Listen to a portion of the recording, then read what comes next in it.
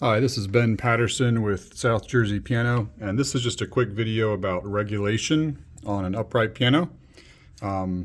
Sometimes it's difficult to describe these things or explain them, and just want to take an opportunity on a piano I'm tuning here to show a few things that are common problems with regulation on upright pianos and the effects that that has on your playing enjoyment and control that you might not think about.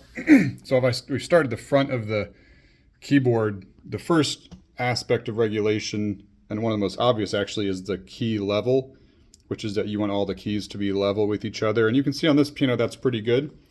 A second issue is what we call the key dip, which is how far down the keys go. And that's a pretty specific distance actually that's fairly standard. And if the key dip is too shallow, you will sense that you're always fighting the piano and you don't have very much power.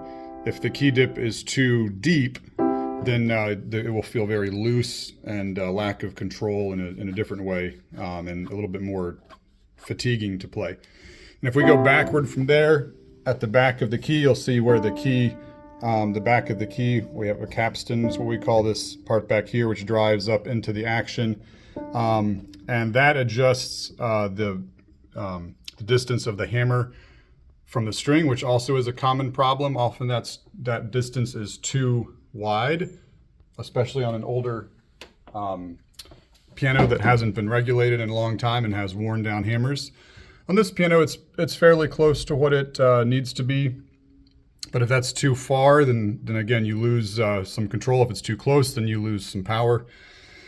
A couple things that are issues on this piano, and these are fairly common as well. First of all, when I strike the key, you'll notice that I'm pushing this key here, and you'll notice that there's a good bit of wiggle here in the action before the hammer even starts moving. And that's what we call lost motion.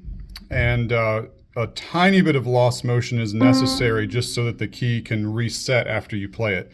But this is really too much. And again, when you have lost motion like that, you lose a good bit of power in your keystroke, and you feel that, again, you're kind of fighting the action of the piano. Another issue here, as I press the key and the hammer moves forward, you'll notice that there's a certain point where it stops moving. And I'm actually, it's a little hard to see, but almost a quarter of an inch away from the string, the hammer stops moving. And that's what we call the let-off distance. And that's too far. Again, losing a lot of power there, because that hammer should keep moving all the way and really until about a 16th, like really till you're right up against the string. And then a side issue of that, you'll notice when I play this note normally, the hammer actually bounces back and forth and it hits the string twice. Depending how hard I hit it, it might be better or worse. But a lot of these have what we call bobbling hammers, where because of some of those regulation factors, the hammer is actually double striking. I feel resistance when I play the key because I'm expecting it to go down farther, because I can sense that the hammer's not reaching the string. It's not getting as close to the string as it should. So I have to play harder than I want to in order to get the sound out of it.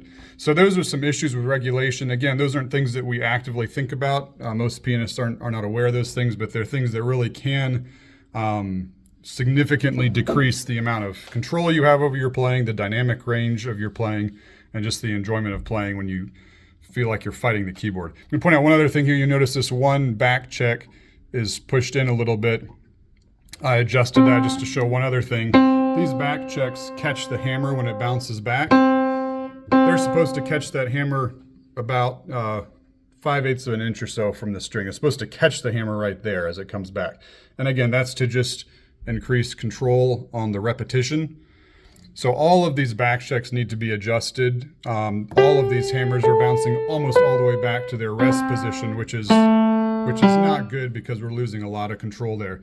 This one I adjusted a little bit, just starting to take a look at that, but it's still too far actually. So the biggest issues on this particular piano are those bobbling hammers, the hammer not going as far as it's supposed to before let off, and the checking distance. These are the kinds of things that when you adjust them, the piano will just feel like it's making music for you instead of fighting you. And so those are some common regulation issues on an upright piano.